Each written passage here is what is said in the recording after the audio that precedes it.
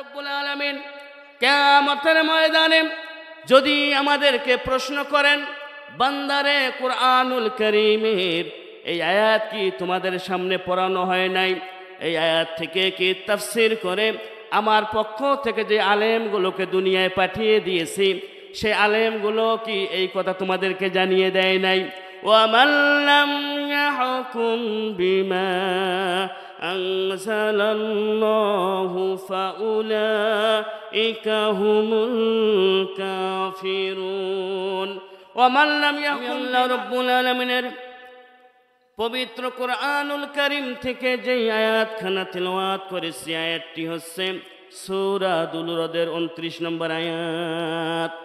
উক্ত আয়াতের ভিতরে আল্লাহ রাব্বুল আলামিন জানিয়ে দিলেন, আল্লাযীনা আমানু ওয়া আমিলুস সালিহাতি তুবা লাহুম ওয়া হুসনু মাআব। যারাই আল্লাহর প্রতি ঈমান আনবে এবং আমলে সলে করবে, আল্লাহ রাব্বুল আলামিন বললেন তাদের জন্য এমন এক মনোরম প্রত্যাবর্তন স্থলের ব্যবস্থা করে রেখে দিয়েছি। আল্লাহ পাক ওই সমস্ত মানুষগুলোর জন্য জান্নাতকে তৈরি করে রেখে দিয়েছেন, যেই জান্নাতের সৌন্দর্য বর্ণনা করতে গিয়ে আল্লাহ রাব্বুল আলামিন জানিয়ে দিয়েছেন, ফালা তা'লাম নাফসুন, এমন কোন হৃদয় নেই, এমন কোন অন্তর নেই, আমি আল্লাহ রাব্বুল আলামিন জান্নাতকে কত কত সুন্দর করে তৈরি করেছি, এটা মানুষ উপলব্ধি করতে পারে।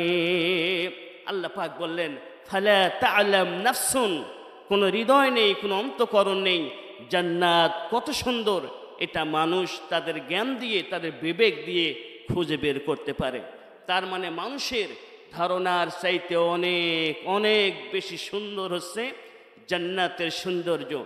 তো আল্লাহ পাক বললেন, এই জান্নাত আমি তাদেরকে প্রদান করব, শর্ত হচ্ছে দুইটা, আল্লাযীনা আমানু ওয়া আমিলুস সালিহাত। শর্ত হচ্ছে দুইটা, একটা হচ্ছে ঈমান, আরেকটি হচ্ছে আমলে সলে। যারা ঈমান আনবে, আল্লাহর প্রতি অবিচল আস্থা এবং বিশ্বাস স্থাপন করবে এবং তদ অনুযায়ী আমল করবে, আল্লাহ পাক বললেন তাদের জন্যে আমি জান্নাতের একটা বৃক্ষ রয়েছে, যেই বৃক্ষের নাম বলা হয়েছে তুবা বৃক্ষ, সেই তুবা বৃক্ষের নেয়ামত।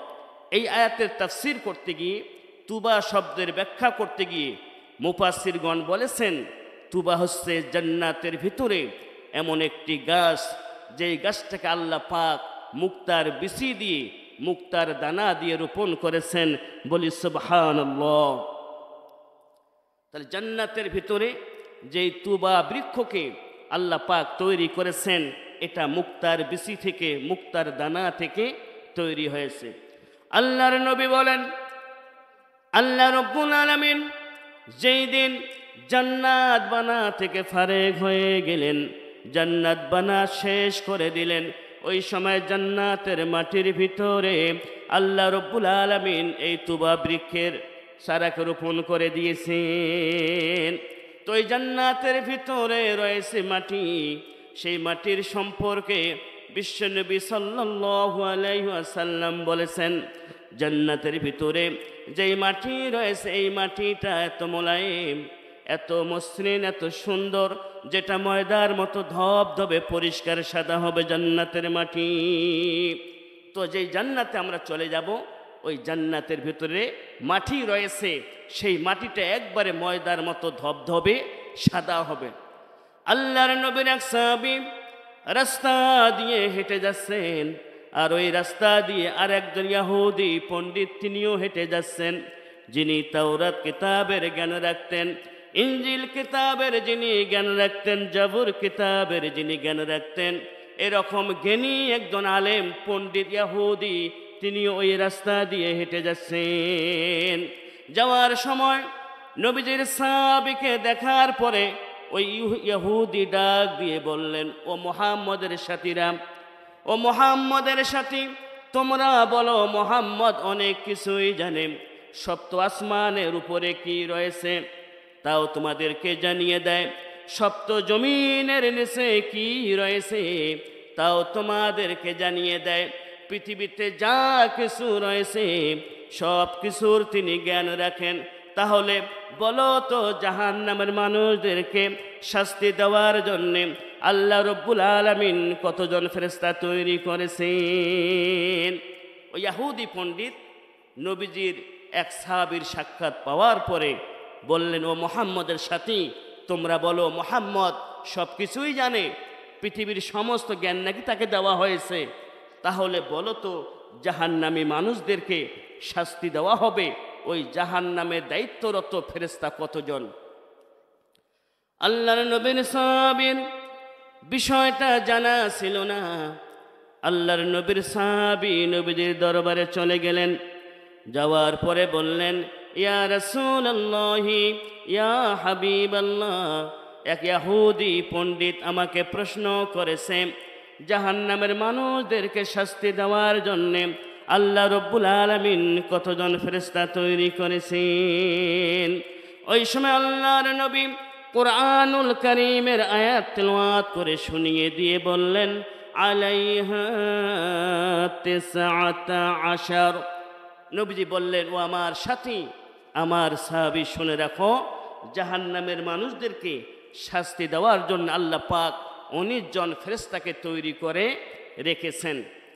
এরপরে নবীজি বললেন, ও আমার সাহাবী, যে ইহুদি তোমাকে প্রশ্ন করেছে, যে ইহুদি তোমাকে প্রশ্ন করেছে জাহান্নামের মানুষদেরকে শাস্তি দেওয়ার জন্যে আল্লাহ রব্বুল আলামিন কতজন ফেরেশতা তৈরি করেছেন, সেই ইহুদিকে প্রশ্ন করবা, জান্নাতের মাটিটা দেখতে কেমন হবে? এরপরে নবীজি ওই সময় তার সাহাবীকে জানিয়ে দিলেন, জান্নাতের মাটি সাদা হবে, মসৃণ হবে। তো সেই জান্নাতে যেতে গেলে আল্লাহ পাক শর্ত দিয়েছেন, ঈমান আনতে হবে, আমল করতে হবে, এবং ওই তুবা নামক বৃক্ষের সুসংবাদ ওই লোকগুলোর জন্যে যারা ঈমান আনার পরে আমলে চলে করেছে। তো আল্লাহর নবী বলেন, তুবা হচ্ছে জান্নাতের ভিতরে এমন একটি বৃক্ষ, এমন একটি গাছ, আল্লাহ রব্বুল আলামিন এই তুবা নামক বৃক্ষের শিকড় থেকে, তার শিকড় থেকে, মূল থেকে জান্নাতের ঝর্ণাধারা সৃষ্টি করবেন। জান্নাতের ভিতরে মধুর ঝর্ণা থাকবে, সুমিষ্ট পানির ঝর্ণা থাকবে, দুধের ঝর্ণা থাকবে, এরপরে শারাবান তাহুরা, পবিত্র পানির ঝর্ণাধারা জান্নাতের ভিতরে থাকবে।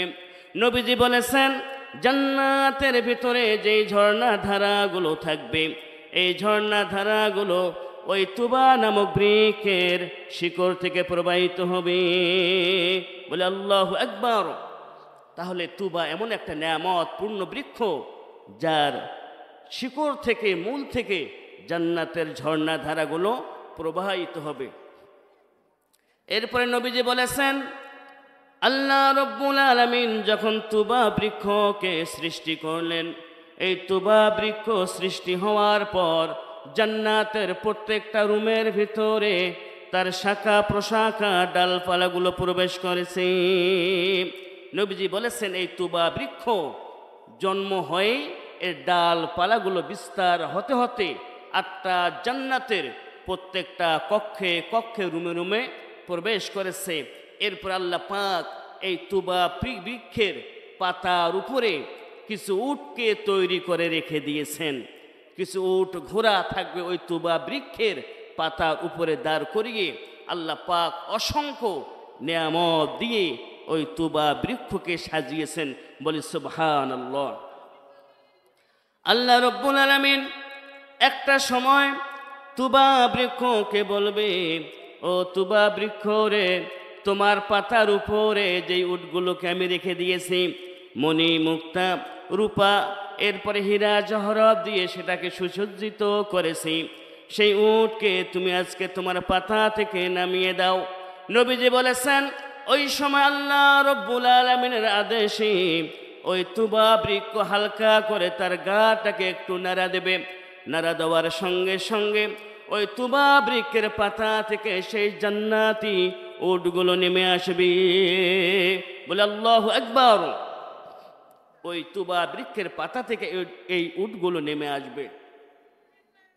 এরপর নবীজি বললেন, আল্লাহ রব্বুল আলামিন ওই সময় ফেরেশতাদেরকে বলবেন, ও আমার ফেরেশতারা, যাও যাও এই উটগুলোকে নিয়ে আমার জান্নাতি বান্দাদের সামনে চলে যাও। আমি রব্বুল আলামিন আজকে তাদেরকে আমার মহিমান্বিত সাক্ষাৎ, আমার মহিমান্বিত দিদার আমি আজকে তাদের জন্য নসিব করে দিব। আল্লাহর নবী বলেন, ওই সময় আল্লাহ পাক এই তুবা বৃক্ষের উটগুলোকে নিয়ে ফেরেশতাদেরকে আদেশ দেবেন যে এই উটগুলো নিয়ে তোমরা ওই জান্নাতি বান্দাদের সামনে চলে যাও। এরপরে উটগুলোকে নিয়ে জান্নাতি বান্দাদের সামনে চলে যাওয়া হবে। এরপরে সমস্ত জান্নাতিরা সেই উটের পিঠে আরোহণ করবে। নবীজি এটাও বলেছেন, দুনিয়াতে যার সাথে যার মহাব্বত ছিল, ভালোবাসা ছিল, এই লোকগুলো পরস্পর সেই দিন উটের পিঠে বসে তারা গল্প করবে এবং সমস্ত উট সমান হয়ে দাঁড়িয়ে থাকবে, একটা উটও আগা পাছা হবে না। এরপর আল্লাহ পাক যখন আদেশ করবেন, সমস্ত উট সারিবদ্ধভাবে জান্নাতের ভিতর দিয়ে চলা শুরু করবে। ওই সময় যেই গাছগুলো, ডালপালাগুলো উটের সামনে পড়বে, আল্লাহ পাকের কুদরত ইশারায় সেই গাছগুলো আপনি সরে গিয়ে রাস্তা প্রশস্ত হয়ে যাবে, পরিষ্কার হয়ে যায়। বলি সুবহানাল্লাহ। এরপর আল্লাহ রব্বুল আলামিন ফেরেশতাদেরকে বলবেন, ও আমার ফেরেশতারা, আমার এই বান্দাগুলোকে নিয়ে তোমরা জান্নাতুল আদনের ভিতরে প্রবেশ করো। নবীজি বলেছেন, আল্লাহ রব্বুল আলামিন ওই সময় তার 70,000 নূরের পর্দাকে খুলে দেবেন, উন্মোচন করে দেবেন। সমস্ত জান্নাতীরা স্পষ্ট আল্লাহকে সেদিন দেখতে পাবে। উদাহরণ দিতে গিয়ে নবীজি বলেছেন, মেঘমুক্ত আকাশে যখন সূর্য উদিত হয়ে যায়, আকাশে মেঘের কোনো ঘনঘটা থাকে না, এমন পরিষ্কার পরিচ্ছন্ন আকাশে সূর্য উদিত হলে ওই সূর্যকে দেখতে যেমন পৃথিবীর কারো কোনো অসুবিধা হবে না, ঠিক জান্নাতের ভিতরে জান্নাতীরা আল্লাহকে এরকম পরিষ্কার দেখতে পাবে। এরপর নবীজি বললেন, পূর্ণিমা রজনীতে আকাশ যখন পরিষ্কার থাকে, আকাশে কোনো মেঘের ঘনঘটা নেই, এমন পরিষ্কার পরিচ্ছন্ন আকাশে যদি পূর্ণিমার চাঁদ উদিত হয়ে যায়, ওই পূর্ণিমার চাঁদকে দেখতে যেমন কারো কোনো অসুবিধা হয় না, কিয়ামতের ময়দানে জান্নাতুল আদম থেকে জান্নাতীরা আল্লাহ রব্বুল আলামিনকে সেই রকম স্পষ্ট দেখতে পাবে। বলি সুবহানাল্লাহ বিহামদিহি। তাহলে জান্নাতীরা জান্নাতুল আদনের ভিতরে আল্লাহ রব্বুল আলামিনকে দেখতে পাবে। এই দেখার জন্য আল্লাহ পাক শর্ত দিয়েছেন কয়টা? 2টা শর্ত দিয়েছেন। 2টা, এক হচ্ছে ঈমান আর এক হচ্ছে আমলে সলে। ঈমান আনতে হবে, এরপরে আমলে সলে করতে হবে। যদি এটা আমরা করতে পারি, তাহলে এই জান্নাতের নেয়ামত পূর্ণ গাছের সুসংবাদ আল্লাহ পাক আমাদের জন্যেই বরাদ্দ করে দিয়েছেন। যেহেতু এই পৃথিবীতে আল্লাহ পাক আমাদেরকে পাঠিয়ে দিয়েছেন তার ইবাদত করার জন্যে, আল্লাহ পাক বলেছেন, ওয়ামা খলাকতুল জিন্না ওয়াল ইনসা ইল্লা লিয়াবুদুন, আমি জিন এবং ইনসানকে তৈরি করেছি আমার ইবাদত করার জন্যে, আমার দাসত্ব করার জন্যে। তাহলে আমরা পৃথিবীতে কেন এসেছি? আল্লাহ সুবহানাহু ওয়া তাআলার দাসত্ব করার জন্যে, তার ইবাদত করার জন্য আমরা পৃথিবীতে এসেছি। পৃথিবীতে এসে আনন্দ ফুর্তি করব, আমাদের ইচ্ছা মতো চলাফেরা করব। এই জন্য আল্লাহ পাক এই পৃথিবীতে আমাদেরকে পাঠিয়ে দেন নাই। এই পৃথিবীতে আল্লাহ পাক পাঠিয়ে দিয়েছেন এবং হেদায়েতের রাস্তা দেখার জন্যে কোরআনুল কারীম নামক সংবিধান আল্লাহ রব্বুল আলামিন আমাদের কাছে পাঠিয়ে দিয়েছেন। যদি পবিত্র কোরআনুল কারীমকে বলা হয়, ও কোরআন তুমি পৃথিবীতে কেন এসেছো? কোরআন জবাব দেবে, লিতুখরিজান নাসু মিনাল যুলুমাতি ইলান নূর। কোরআন বলে, আমি পৃথিবীতে এসেছি তোমাদেরকে আলোর পথ দেখার জন্যে। জুলুমের অন্ধকার, পাপাচারের অন্ধকার, অন্যায় অবিচারের অন্ধকার যত ধরনের অন্ধকার রয়েছে, কুসংস্কারের অন্ধকার থেকে শুরু করে মানব রচিত যত সংবিধান রয়েছে, যেই সংবিধান দিয়ে মানুষ দুনিয়ায় শান্তি কায়েম করতে চায়, এই সমস্ত মানব রচিত অন্ধকার নামক সংবিধানকে পরিহার করে তোমাদের জন্য আলোর এক সংবিধান নিয়ে এসেছি। তাহলে এই কোরআনকে যদি প্রশ্ন করা হয়, ও কোরআন, এই পৃথিবীতে কেন তুমি এসেছো? কোরআন বলবে পথ হারা মানুষগুলোকে, যেই মানুষগুলো পথ হারিয়ে ফেলেছে, শয়তান যাদেরকে গোমরাহ করে দিয়েছে, পৃথিবীর লোভ লালসা যাদেরকে অন্ধ করে দিয়েছে, তাদেরকে পথ দেখার জন্যে আমি পবিত্র কোরআন লৌহে মাহফুজ থেকে পৃথিবীতে এসেছি। বলে আল্লাহু আকবার। তাহলে কোরআন পৃথিবীতে এসেছে মানুষদেরকে হেদায়েতের রাস্তা দেখার জন্যে, মানুষকে পথ দেখার জন্যে। এখন কোরআন যখন পৃথিবীতে আসলো, এই কোরআনকে যদি প্রশ্ন করা হয়, কোরআন রে তোমাকে কিভাবে মানব, কতটুকু মানব, কতটুকু মানলে আমরা ঈমানদার হব, কতটুকু মানলে আমরা মুসলমান হব, এই কথাটা কি তোমার ভিতরে রয়েছে? কোরআন ডাক দিয়ে বলে, ইয়া আইয়ুহাল্লাযীনা আমানু দুখুলু ফিস-সিলমি কাফা।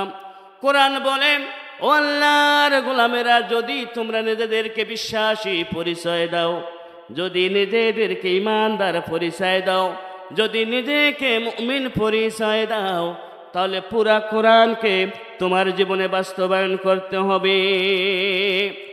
কোরআন বলতেছেন উদখুলু ফিস-সিলমি কাফা, তোমাকে পুরাপুরি কোরআনের ভিতরে প্রবেশ করতে হবে। কোরআনের কিছু মানবে আর কিছু অস্বীকার করবে, এটা হতে পারে না। তাহলে কোরআন পৃথিবীতে এসেছে আমাদেরকে হেদায়েতের রাস্তা দেখার জন্যে, আমাদেরকে জান্নাতের রাস্তা দেখার জন্যে। তাহলে এই কোরআন আমাদেরকে পুরা কোরআন শরীফ অনুসরণ করার কথাই বলছে, উদখুলু ফিস-সিলমি কাফা, তোমরা পুরাপুরি এই কোরআনুল কারীমকে মেনে নাও, ইসলামের ভেতরে প্রবেশ করো। শুধু নবীকে মহাব্বত করলে হবে না, নবীকে মহাব্বত করতে হবে তার অনুসরণের মাধ্যম দিয়ে। নবীজি যেরকম সমস্ত কোরআনুল কারীম এই পৃথিবীতে আমল করে দেখিয়ে এরপরে আল্লাহ সুবহানাহু ওয়া তাআলার দরবারে চলে গেছেন, তো আজকে যদি আমরা আশিকে রসুল দাবি করি, যদি আমরা নবীজির সত্যিকারের উম্মত দাবি করি, তাহলে নবীজির সেই সমাজ ব্যবস্থা থেকে শুরু করে সামাজিক, অর্থনৈতিক, ব্যক্তিগত যেই বিষয়গুলো নবীজি পালন করার জন্য আদেশ করেছেন এবং তিনি পালন করেছেন, এই বিষয়গুলো আমাদেরকে মেনে নিতে হবে। এই মেনে নেওয়ার মাধ্যম দিয়ে নবীজিকে অনুসরণ করার নাম হচ্ছে ভালোবাসা। এই জন্য আল্লাহ রাব্বুল আলামিন কোরআনুল কারীমের ভিতরে জানিয়ে দিলেন, কুল ইন কুনতুম তুহিব্বুনাল্লাহা ফাত্তাবিউনি ইউহিব্বুকুমুল্লাহ ওয়া ইয়াগফির লাকুম যুনুবাকুম ওয়াল্লাহু গফুরুর রহিম। আল্লাহ রাব্বুল আলামিন বললেন, হে নবী, तमाम পৃথিবীর সমস্ত মানুষের উদ্দেশ্যে তুমি জানিয়ে দাও, ইন কুনতুম তুহিব্বুনাল্লাহ, যদি तमाम পৃথিবীর মানুষেরা যদি তোমার ভালোবাসা পেতে চায়, তোমার রবের যদি ভালোবাসা পেতে চায়, তাহলে তোমার জীবনকে অনুসরণ করতে হবে। নবীজি বললেন, আল্লাহ পাক আমাকে জানিয়ে দিয়েছেন, অর্ডার করেছেন, হে নবী তুমি জানিয়ে দাও, যদি তোমরা আল্লাহর ভালোবাসা পেতে চাও, তোমার নবীর জীবনীকে অনুসরণ করো, তিনি যা নিয়ে এসেছেন সেটাকে অনুসরণ করো, যা ছেড়ে দিতে বলেছেন সেটাকে পরিহার করো। মা আতাকুমুর রাসূলু ফাখুযু ওয়া মা নাহাকুম আনহু ফান্তাহু। আল্লাহ পাক বলেছেন, মা আতাকুমুর রাসূল, আমার রাসূল তোমাদের কাছে যা নিয়ে এসেছে সেটাকে গ্রহণ করো, ওয়া মা নাহাকুম আনহু ফান্তাহু, যা ছেড়ে দিতে বলেছেন সেটাকে ছেড়ে দাও। এখন রাসূল ইসলামী সমাজ ব্যবস্থা নিয়ে এসেছেন কি আসেন নাই? নবীজি কি মদিনা নামক রাষ্ট্র কোরআনুল কারীম নামক সংবিধান দিয়ে পরিচালনা করেছেন কি করেন নাই?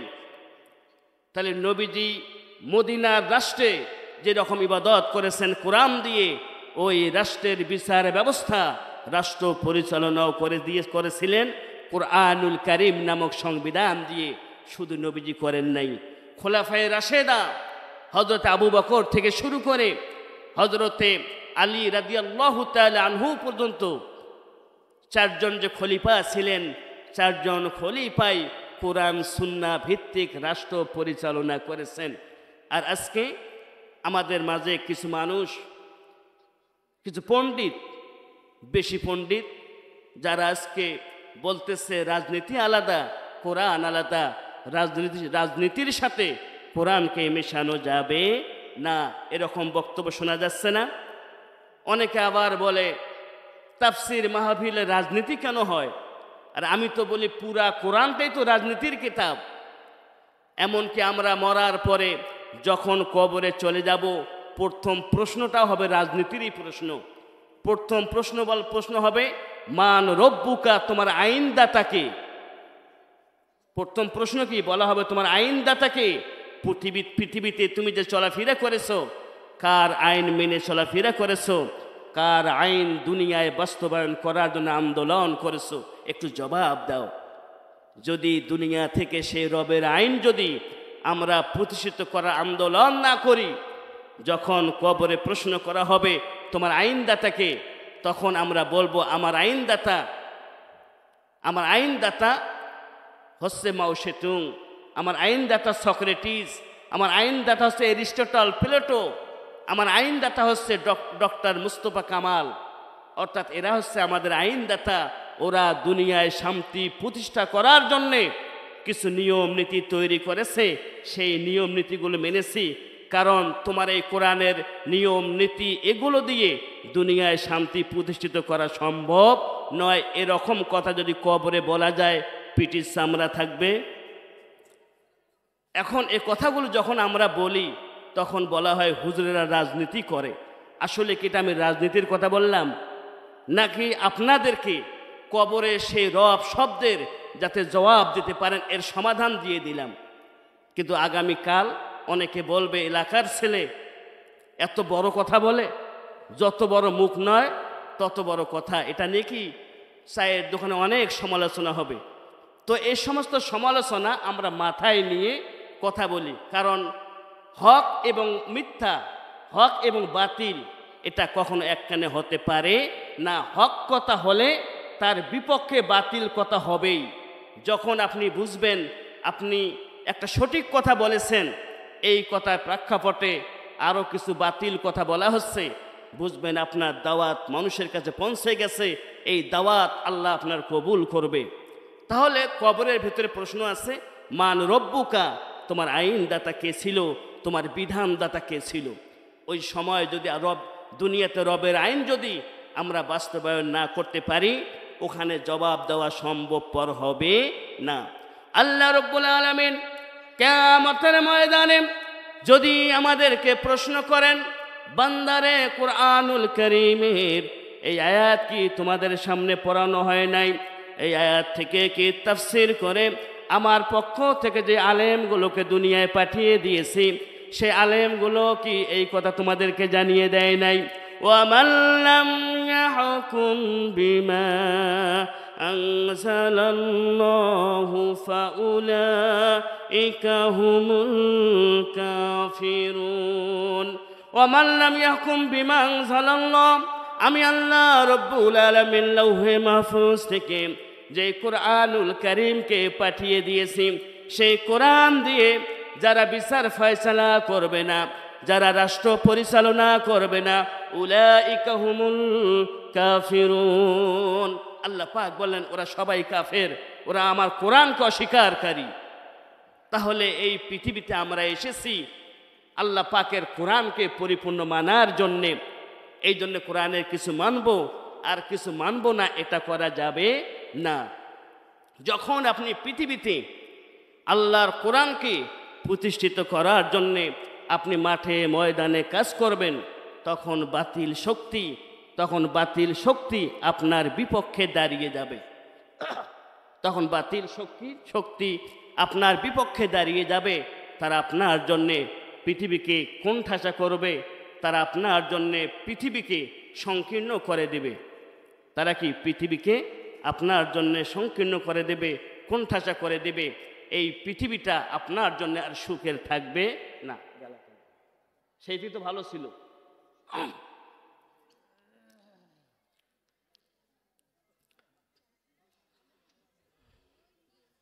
তাহলে এই পৃথিবীতে যদি কোরআন বিজয়ের আন্দোলন করা যায়, যদি আন্দোলন করা যায়, তাহলে এই কোরআন বিজয়ের আন্দোলন যারা করবে তাদের জীবনে বাধা আসবে, তাদেরকে পরীক্ষা করাও হবে।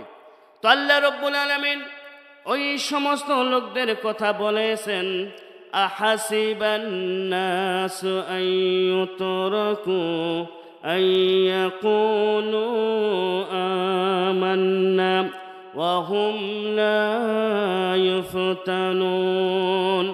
আল্লাহ রাব্বুল আলামিন জানিয়ে দিলেন, আহাসিবান নাস, ও মানুষেরা তোমরা কি ধারণা করো, ও মানুষেরা তোমরা কি আন্দাজ করো, তোমরা মুখ দিয়ে বলবে আমরা আল্লাহর প্রতি ঈমান এনেছি, আমান্না, আমরা ঈমান এনেছি, আল্লাহকে বিশ্বাস করেছি, এই কথা বললে তোমাদেরকে ছেড়ে দেওয়া হবে। তোমরা কি এমনটা মনে করো? আল্লাহ পাক বললেন, ওয়াহুম লা ইফতানুন, আমি আল্লাহ রাব্বুল আলামিন তোমাদের এই কথাকে, তোমরা যে আমাকে বিশ্বাস করো, এই কথাটাকে আমি অবশ্যই পরীক্ষা করব। আল্লাহ পাক বললেন, ওয়াহুম লা ইফতানুন, তোমরা যে আমাকে বিশ্বাস করো, এই বিশ্বাসটাকে পরীক্ষা করব। তাহলে আমরা যদি আল্লাহকে রব বলে বিশ্বাস করি, তাহলে ওই সময় আমাদেরকে আল্লাহ পাক পরীক্ষা করবেন। এই জন্য আল্লাহ পাক বলেছেন, ইন্নাল্লাযীনা ক্বালু রাব্বুনাল্লাহ সুম্মা ইসতাকামু, যারা আমাকে রব বলবে, রব বলার সঙ্গে সঙ্গেই তাদেরকে সীসা ঢালা প্রাচীরের মতো মজবুত হয়ে দাঁড়িয়ে থাকতে হবে। আজকে আমাদের এই বাংলাদেশে যাতে ইসলাম প্রতিষ্ঠিত না হয়, ইসলামী হুকুমত যাতে কায়েম না হয়, আমাদের পার্শ্ববর্তী দেশ ভারত এটা বারবার চাচ্ছে যাতে করে বাংলার এই জমিনে কোরআনের সমাজ যাতে কায়েম না হয়। কারণ কোরআনের সমাজ কায়েম হলে এই বাংলার জমিনের ভিতরে আল্লাহ পাক যেই সম্পদ, খনিজ সম্পদগুলো রেখে দিয়েছেন, এই সম্পদগুলো তারা আর কুক্ষিগত করতে পারবে না, এই সম্পদগুলোকে তারা লুণ্ঠন করে নিতে পারবে না। এই জন্য ভারত কখনো চাবে না এই দেশ মুসলিম সরকার, মুসলিম শাসক শাসন করুক। কারণ মুসলিম শাসক যখন ক্ষমতায় আসবে, ওই দেশে অন্যায় থাকবে না, ওই দেশে দুর্নীতি থাকবে না, ওই দেশে অনিয়ম থাকবে না, ওই দেশের সম্পদ কখনো পৃথিবীর কোথাও পাচার হবে না। দেশের টাকা যখন দেশে থাকবে, তার আস্তে আস্তে সম্পদশালী হয়ে যাবে। এই খনিজ সম্পদগুলো তোলার জন্য তারা আধুনিক অস্ত্রগুলো কিনতে পারবে। এই জন্য ভারত বর্ডার থেকে বারবার আমাদের দিকে চোখ রাঙায়। আর সেই কথা নবীজি আজ থেকে ১৫০০ আগে বলেছেন, এই ভারতের বিরুদ্ধে মুসলমানদেরকে জেহাদ করতে হবে। কথা বলুন ঠিক কিনা? তো ভারত যতই চোখ রাঙ্গাক, ভারত মনে করে তার শক্তি অনেক। ভারত মুসলমানদের ইতিহাস জানে না। হযরতে খালিদ বিন ওয়ালিদ রাদিয়াল্লাহু তাআলা আনহু যখন পারস্য জয় করার জন্য গেলেন, ওই সময় পারস্যের সেনাপতি ছিল রুস্তম, যিনি ৩ লক্ষ সেনাবাহিনী নিয়ে যুদ্ধের ময়দানে অবতরণ করেছিলেন। ওই সময় হযরতে খালিদ বিন ওয়ালিদ রাদিয়াল্লাহু তাআলা আনহু ৩০,০০০ সাহাবায়ে কেরাম এবং সৈন্যদেরকে নিয়ে ওই যুদ্ধে তিনি উপস্থিত হয়েছেন। যথারীতি যুদ্ধ শুরু হবে। ওই সময় রুস্তম তার চৌকস কিছু গোয়েন্দাকে পাঠিয়ে দিল, তোমরা একটু যাও তো মুসলমান শিবিরে, দেখো তারা কীরকম প্রস্তুতি গ্রহণ করেছে। ওই সময় রুস্তমের গোয়েন্দা চলে গেল মুসলমানদের শিবিরে। যাওয়ার পরে দেখে গভীর রজনীতে মুসলমানেরা হাউ মাউ করে কান্না করতেছে। এটা দেখার পরে রুস্তমের গোয়েন্দা খুব খুশি হয়ে গেল। যে আগামীকাল দিন হতে না হতেই মুসলমানেরা আত্মসমর্পণ করে পরাজয় বরণ করে নিয়ে চলে যাবে। গোয়েন্দারা আসার পরে রুস্তমকে বলল, সেনাপতি, আজকে রাতে রিপোর্ট হচ্ছে মুসলমানেরা আমাদের ভয়ে ক্রন্দন করতেছে।